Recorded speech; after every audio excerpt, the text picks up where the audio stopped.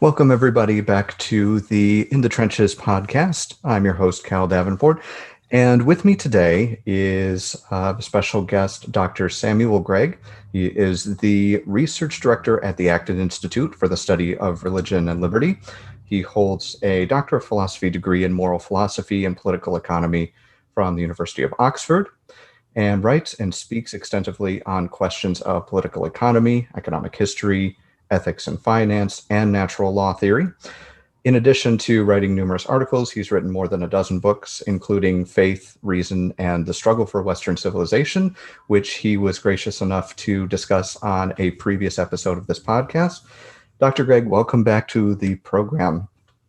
Oh, it's good to be with you today. Now, you've talked about the role of reason in Western civilization in multiple articles and multiple books, I believe, and you've talked as well about natural law theory, and we'll get into both of those subjects. To set the stage, natural law has been trending on Twitter over the past couple of weeks or so. I think that's a hashtag that not a lot of people were expecting to see trending, but some Twitter users suggested that natural law is white supremacy. And this launched a Twitter debate over what natural law really is. Can you begin by sort of summarizing what the debate on Twitter was about, just to give us some context? Well, I think it came out of the claim that white American nationalism or white Christian American nationalism is somehow connected to natural law. Now, to tell you the truth, I don't understand the point that was being made because about 2 seconds of research would tell you that natural law has nothing to do with nationalism, nothing to do with race, and that one doesn't need to be a Christian or even a religious believer to accept the claims of natural law and what it tells us about reality and human reason.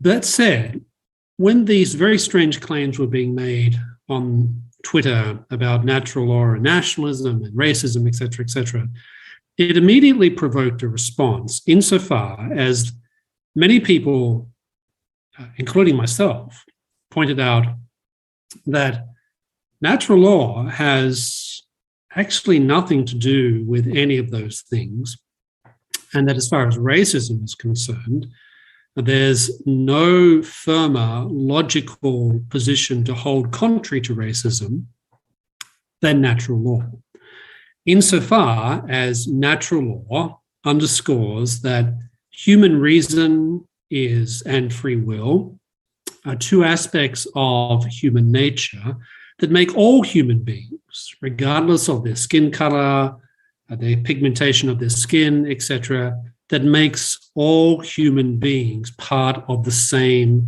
human race. So if you take natural law seriously, it's impossible to conclude that one group of people, because their skin is lighter toned or darker toned or whatever it is than others, it's impossible to hold that because someone is white, they are somehow inherently superior to those who are not white, or if one is black, one is somehow inherently superior to those who are not black. Natural law stands firmly against these positions precisely because of its understanding of the nature of reason and the nature of free will and what these things tell us about the human race as a whole, and how these are the things that make us different from all other species. So natural law affirms the equality of all human beings, qua human, insofar as we all are characterized by reason and free will. But it also affirms that the human race is superior to all other species, be it plant life or animal life, insofar as we possess reason and free will and they do not. So that, I think, is how natural law plays out when it comes to these particular types of questions. To tell you the truth, I think the person making the point, making this claim about natural law and white Christian nationalism, really didn't know what they were talking about, and which is not an uncommon phenomenon, of course, on Twitter or Facebook or social media. But it certainly got discussion going, and it allowed a number of us to make the point that if you're serious about human equality in the sense of equal human dignity, it's very difficult to build a better case for the reality of such a thing than upon this idea of natural law. So you tweeted specifically that natural law is by definition contrary to any form of racism because it underscores the universality of human reason and its capacity to know moral, philosophical, and empirical truth. And I think that's the same thing that you were describing just now about natural law. Can you tell us a little bit about the history of this tenet of natural law? Like where does this idea come from? What are its premises and implications? I think this maybe has a little bit to do with the idea of the Greek term logos. Yes. Well, the idea of natural law precedes Christianity.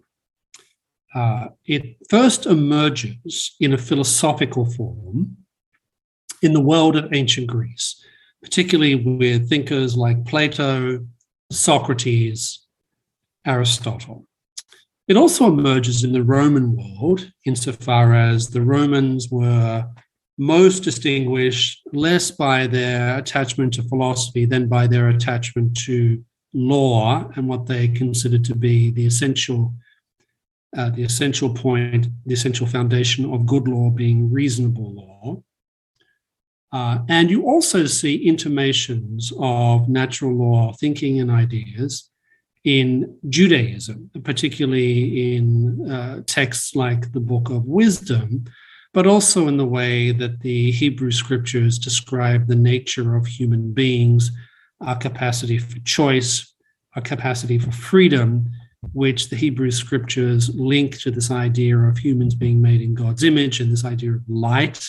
And light in the book of Genesis is in many respects a type of reflection of, if you like, enlightened or reasonability. So all these things precede Christianity. So that being said, what we do see in this world is a dawning understanding that it's humans' capacity for reason, and by that I just don't mean our capacity to measure things or to the scientific method.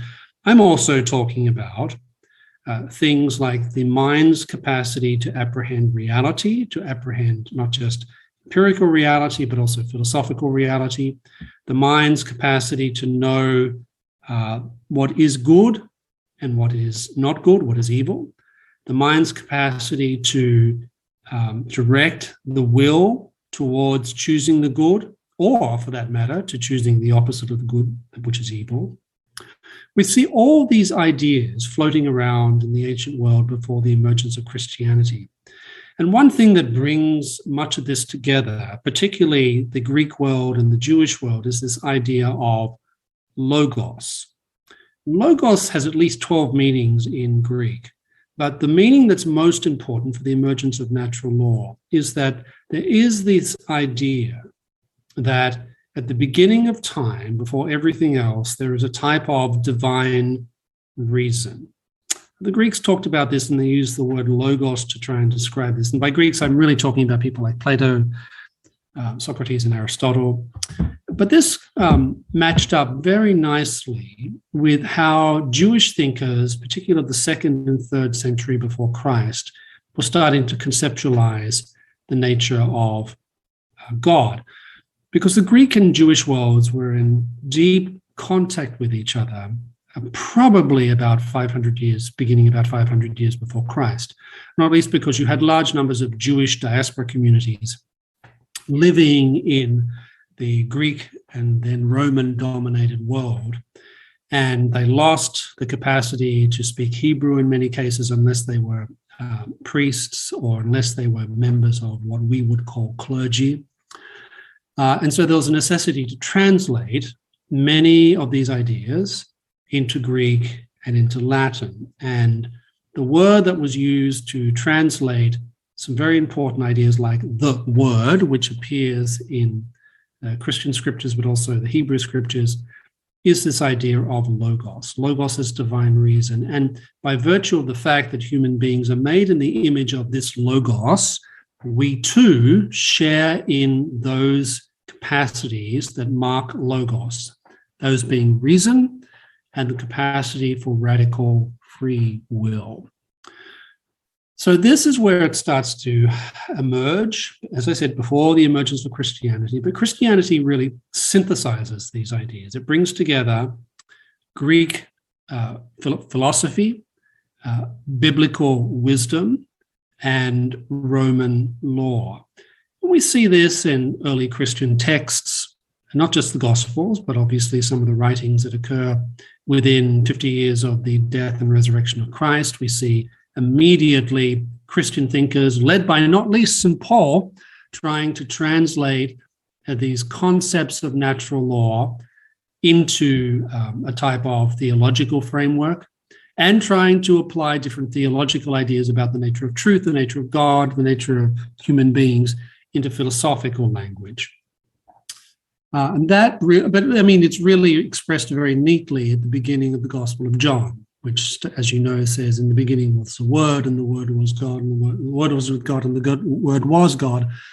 And that Gospel, the Greek, goes in the beginning was the Logos. And this is a way of the author of the Gospel of John explaining to the primarily Hellenic, Romano-Hellenic audience for whom he is writing some of the characteristics of this God, first revealed to the Jews and then made fully manifest in the person of Jesus Christ, trying to reveal to these people some of the, using language that they are familiar with, language which is imbued with certain concepts and ideas about God's nature and the nature of God and reason and the nature of God and human beings and human reason, in language and concepts that they could understand.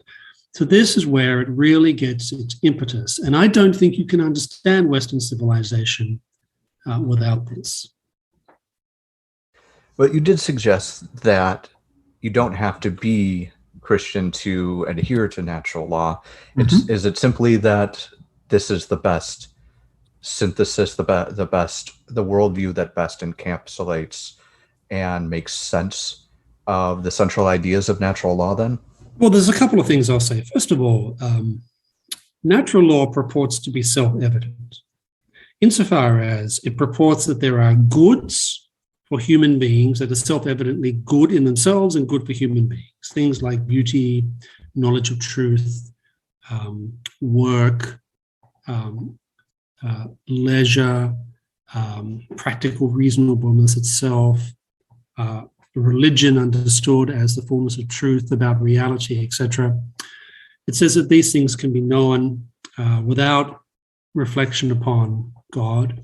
It also says that there are principles of reasoning, things like the principle of non-contradiction, meaning that A cannot be B, B cannot be A, etc., which don't require theological premises for their provability or their coherence.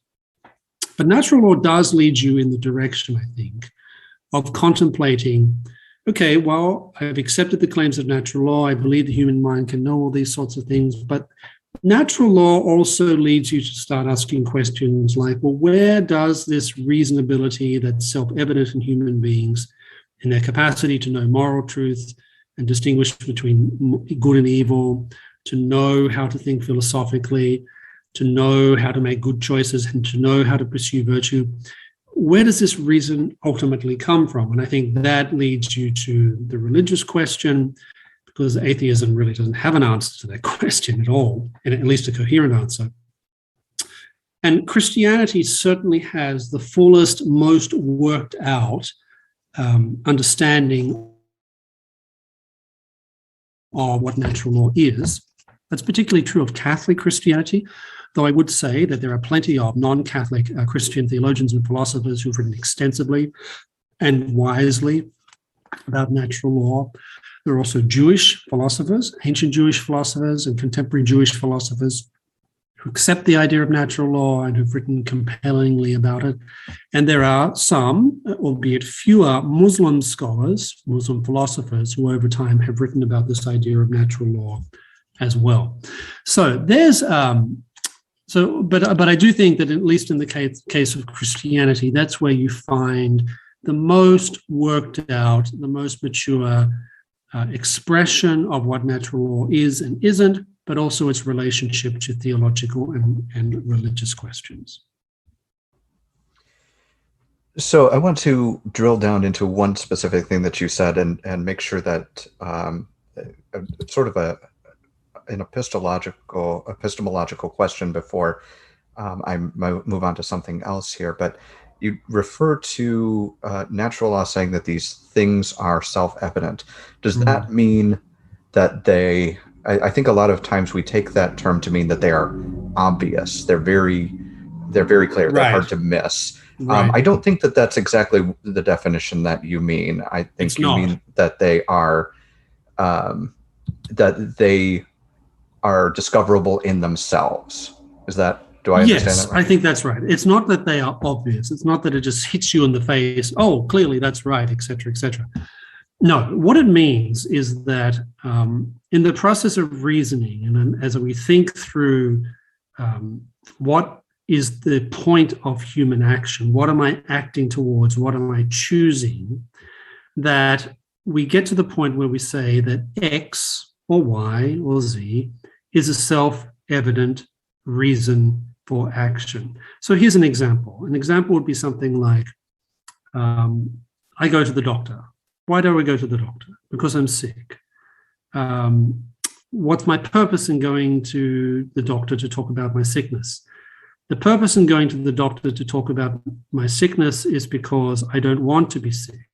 Why don't I want to be sick? I don't want to be sick because I want to be well. I want to be healthy. And then you realize when you get to that point that health, this sort of all-round human well-being health in the sense of life being unimpeded by impairments or fully functioning as it should, that's a self-evident reason for my action. I don't need to explain to any beyond that point why I'm going to the doctor. In other words, the good of health is what gives definitive meaning to my choice to go to the doctor. The same would be true of something like, let's call it the good of religion. A person goes to synagogue. Why are they going to synagogue? Well, maybe they're going to synagogue because they're members of a community, they have friends there, et cetera, et cetera. But really, the main ultimate reason, the ultimate rational reason for someone to go to synagogue or to church or to mosque or whatever it is because they have arrived at certain conclusions about the ultimate origins of the universe and the meaning of life.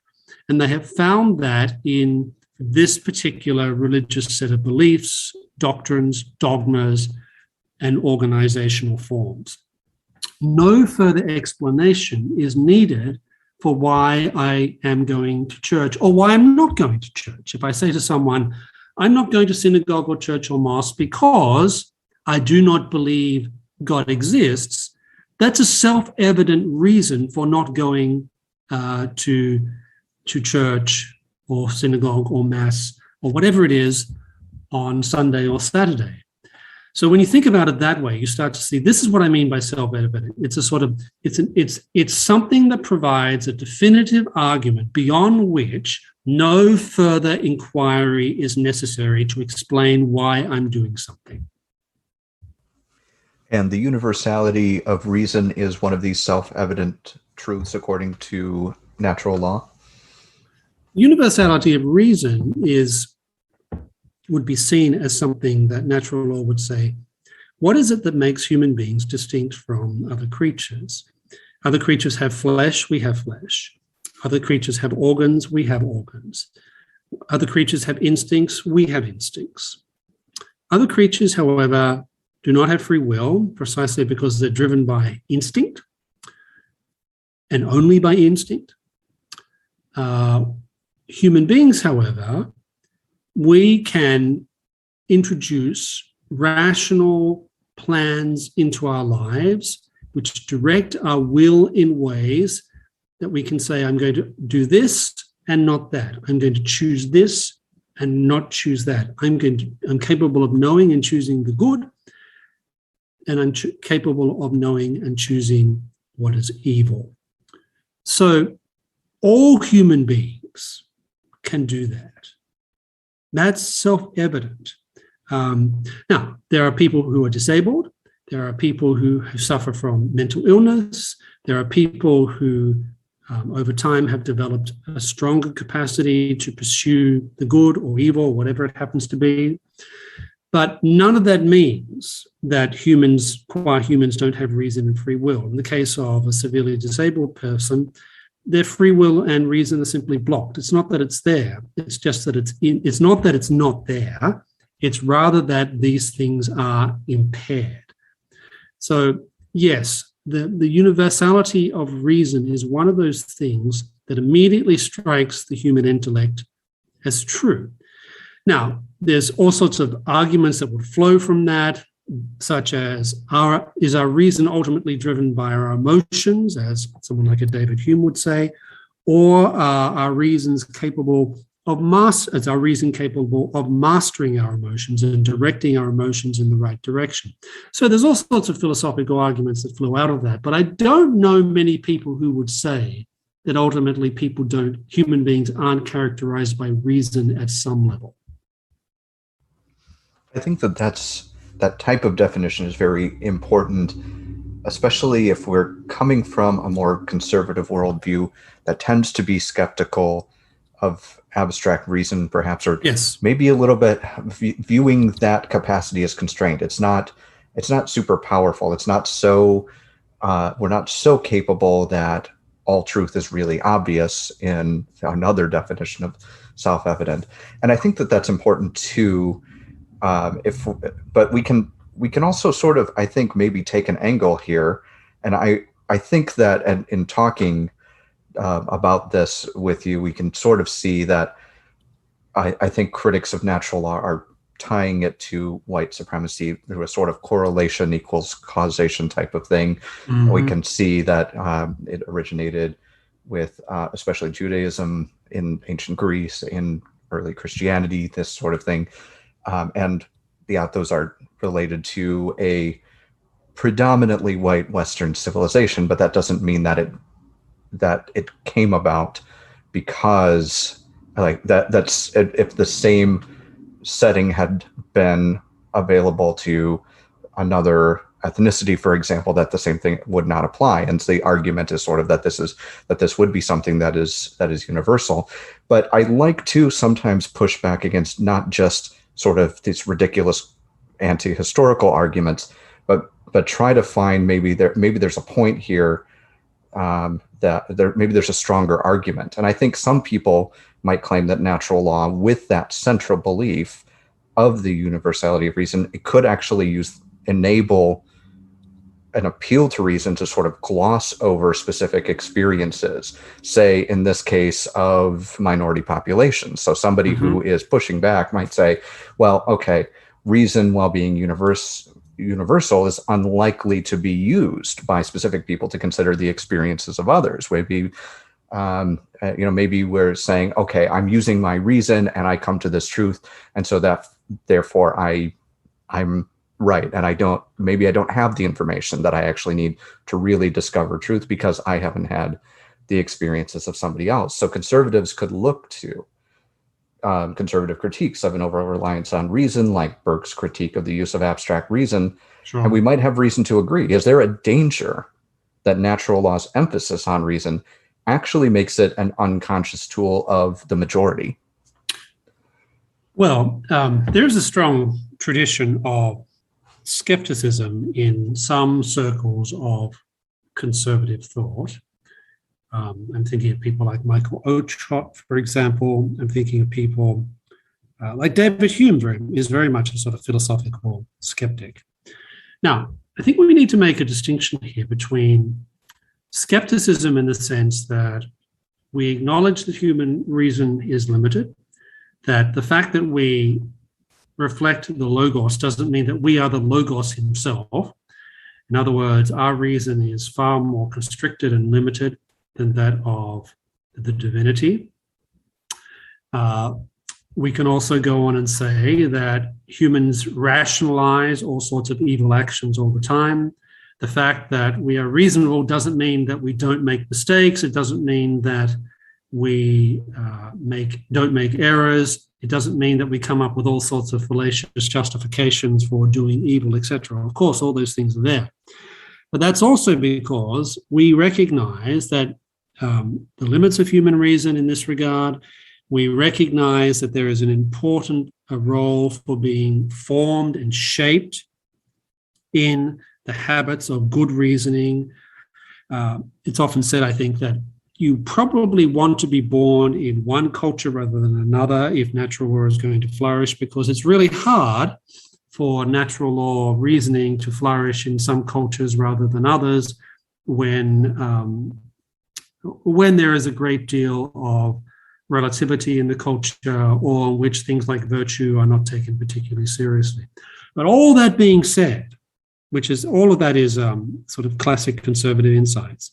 All of that being said, that doesn't mean that natural law is some sort of hopelessly abstract thing that's incapable of being in touch with reality, because natural law is, above all, actually extremely practical insofar as it focuses very heavily upon human action and the dynamics of human action, and thinks very seriously about how reason relates to the will, how the will relates to the act, what the act is directed to, etc. None of this is abstract.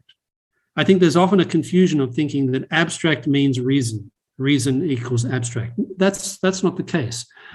So I think that's the first thing I want to point out, that while there is a sense of skepticism in which is legitimate, in that we should be very careful before we ascribe godlike qualities to human reason, that's a fair point. But that doesn't mean that natural law is, however, abstract or somehow hopelessly beyond human experience, hopelessly beyond the realities of human life. In fact, it deals with the realities of human life every single day. The second thing, however, I would say is that there is a type of skepticism that you might call a type of philosophical skepticism. The notion that the philosophical position that we really can't know anything with any certainty. And it's important to remember here that at least when people like Plato and Aristotle were articulating the natural law philosophy in its first mature forms, they were reacting against groups called sophists and skeptics, who were actually the majority of a lot of Greek philosophy at different periods of time. And they're reacting against this and saying, no, the in-principled position that we really cannot know anything, that at best we have this sort of vague grasp of reality, that everything in the end is essentially driven by feelings, emotions, and the desire for power over others. That's a set of philosophical positions that natural law emerged to contest, and I think it does pretty well. So I think we need to, when we're talking about the conservative disposition and the idea of natural law, we need to make the distinction between what you might call common sense skepticism about how much we can know, the fallibility, the mistakes we make, our capacity to rationalize, et cetera, as opposed to an in-principle objection to natural law based upon the idea, the philosophical commitment, the philosophical conclusion that humans can really know nothing. So I think there's an important distinction here, because natural law clearly is quite compatible with the first set of dispositions, but it's not compatible with the second set of dispositions. You mentioned Edmund Burke. He certainly did warn against abstract reasoning. He warned us to be skeptical about all sorts of things, but now he was also a believer in natural law. He very much believed in natural law. And you only need to read, for example, some of his interventions in the trial of Warren Hastings, where he points out that some of the things that Hastings was accused of doing in India, he was accused of things like, well, you did this. And he would say, well, but that was the custom of the time. And Burke made the point that no amount of custom can rationalize evil actions, and that no amount of custom can somehow trump principles of natural reason and natural law. And he uses that type of language. So I think when it comes to conservatism and natural law, there's a type of conservative attention to human fallibility that fits very well with the idea of natural law. But if we're talking about a principled type of skepticism, which is what I think you find to the extent in certain conservative philosophers, ranging from David Hume in the 18th century to, I would say, someone like Michael Oakeshott in the 20th century, then clearly there's a difference. Yeah, I'm glad, first of all, that you brought up Burke with the case of Warren Hastings. I think that's just such a good balanced view, very different from what we get if we only read his writings on France.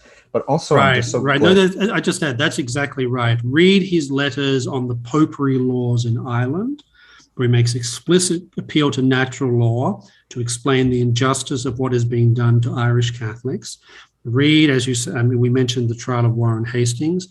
Even some of his conclusions about trade and commerce, you can clearly see natural law ideas permeating his thought. And we shouldn't be surprised. We should not be surprised by this, because even at this period of time, which is the 18th century, very much a period of the different enlightenments, there's still a tremendous attachment to natural law in the Roman Catholic world and the Protestant world. The notion, and even among some Enlightenment philosophers who would have seen themselves as somewhat removed from the claims of religion, natural law claims, natural right claims were simply part of the everyday discourse. So to say that Burke is some sort of principled skeptic, I think, doesn't just not match the evidence of his own writings, it doesn't match the writings and atmosphere of the time.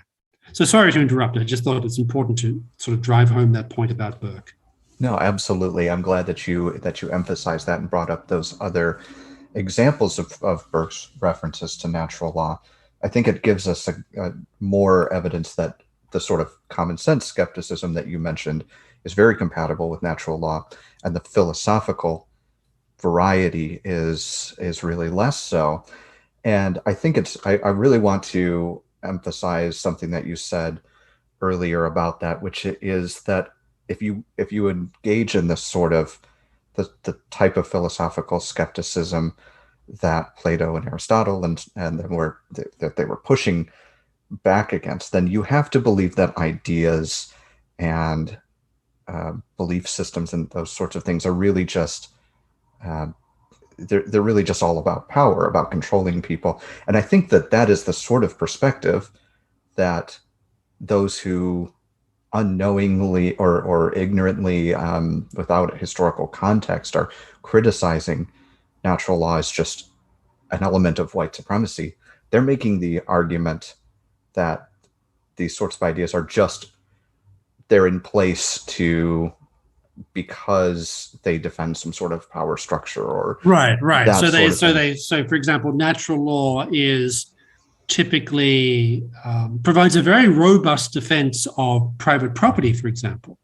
It provides a very robust defense of limited government. It provides a very robust defense of constitutionalism, etc. Now, if you view those things as being elements of white supremacy, or the notion that, we should be reasonable, we are reasonable beings and we should act reasonably rather than be driven primarily by our emotions. Now, if those things are racist, then natural law is clearly racist, right?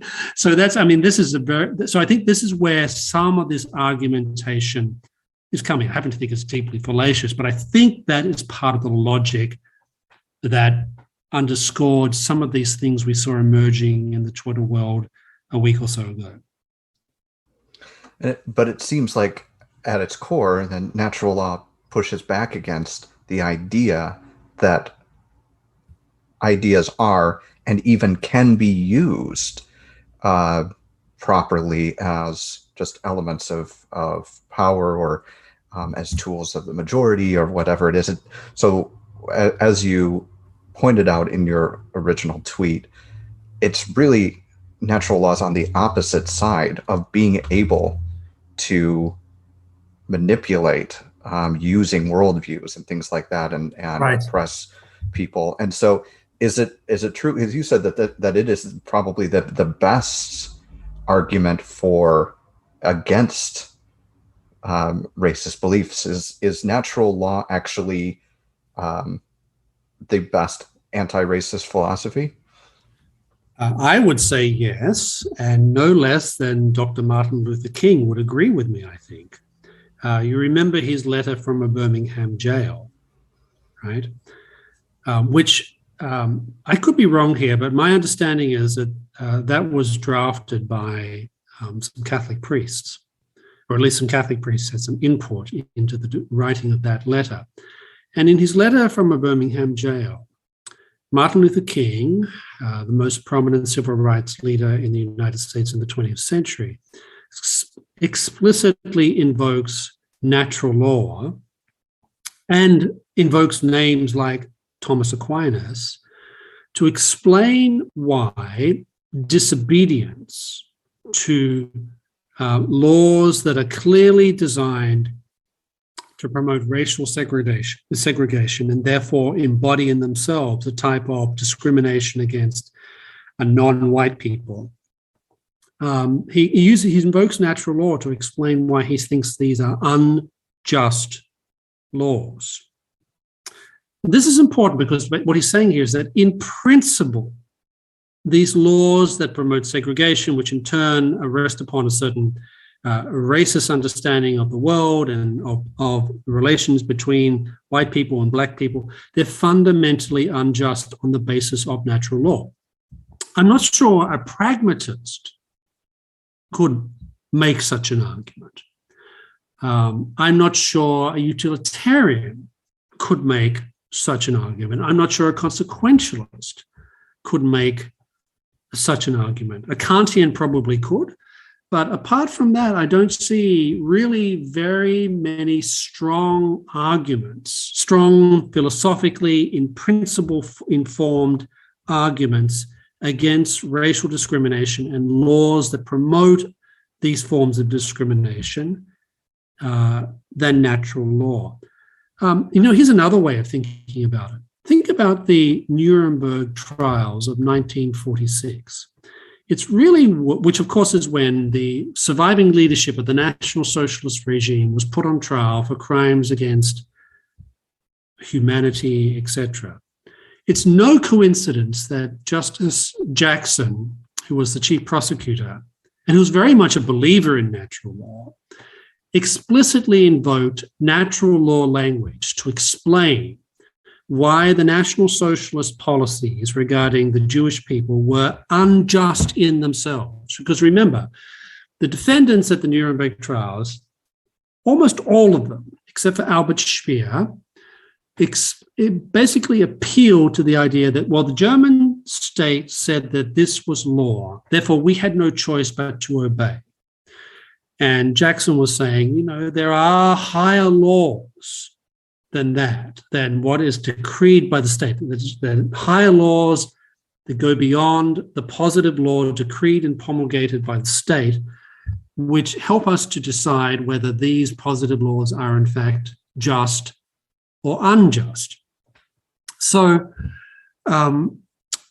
that's an example of where natural law claims are invoked to explain why laws actively discriminating against the Jewish people on the basis that they are Jews are intrinsically evil and intrinsically wrong. But I'm not sure, again, I'm not sure a pragmatist or a positivist. In fact, I don't think a positivist could articulate a response to the defense that was made by many of the surviving members of the Nazi leadership at Nuremberg. But natural law does provide you a way of talking about these sorts of things. And you think about it, what it's underscoring is that there are certain principles that, by definition, rule out using the law to discriminate against particular groups simply because of their race. Or even further, we could even go back to the great debates that occurred in Spain in the 16th century with people like Bartholomew Las Casas, right? Who this whole argument about the Spanish conquest of the Americas and how the Native Americans were going to be treated. Think about that. I mean, Las Casas explicitly invokes natural law to say that the Indians, the people of the Indies, must be treated according to the law as equals as the Castilians, as the Spaniards, because they too are human, they too have the capacity for reason and free will, they too, to extend the argument theologically, are made in the image of God. So if you look at all these examples, you can see that natural law is used to explicitly refute arguments that somehow it's permissible to use the state and law to discriminate against people on the basis that they are a certain skin color or come from a certain background. The last thing I'll add is that you can find intimations of natural law outside white European context. As last time I checked, Confucius was not a white European, but people like C.S. Lewis, who I think his little book, The Abolition of Man, and other things that he wrote, provide a very good and accessible introduction explaining why natural law really is truly a universal thing that reflects the fact that all humans have reason and therefore indicates that to say that natural law is racist is simply not to understand the nature of natural law itself. I don't think I could summarize it any better than that. So I think we'll leave it there. Dr. Samuel, Gregg, thank you so much for coming on and really digging into this and helping us to understand really what the background of these ideas are and the implications and the historical context. Wonderful. Well, thanks for having me on, Carl. It was great to be talking with you again about a topic which I know you're interested in, which I hope your listeners are interested in as well. Thanks everyone for tuning in, and for my partner Seth Root, who was unable to be on the podcast today. This is Cal Davenport signing off from In the Trenches.